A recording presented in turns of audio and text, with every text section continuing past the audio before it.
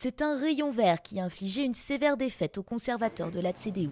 Pour la première fois, le parti écologiste va gouverner une région en Allemagne après avoir obtenu, grâce à son alliance avec les sociaux-démocrates, 47% des votes contre 43% pour la coalition conservatrice libérale. Et pour les Verts, cette victoire n'est pas une illusion d'optique. On peut vraiment dire qu'une page de l'histoire a été écrite. Et cela a pour conséquence de montrer que maintenant, il est très clair que les électeurs veulent nous voir jouer un rôle nouveau.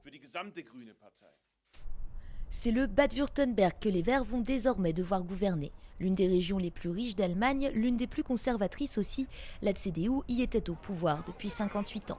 Cette défaite, le parti de la chancelière pouvait s'y attendre. Depuis les événements au Japon, la politique énergétique d'Angela Merkel est devenue le thème principal de la campagne, dans une région qui accueille 4 réacteurs sur les 17 que compte le pays.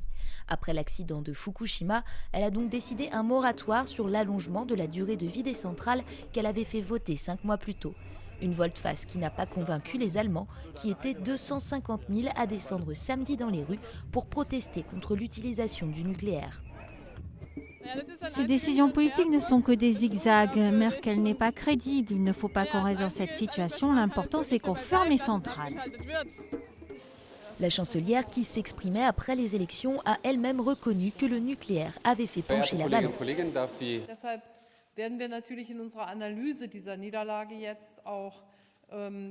Nous allons analyser très clairement cette défaite et nous allons bien sûr mettre l'accent sur le débat lié à la centrale nucléaire japonaise de Fukushima.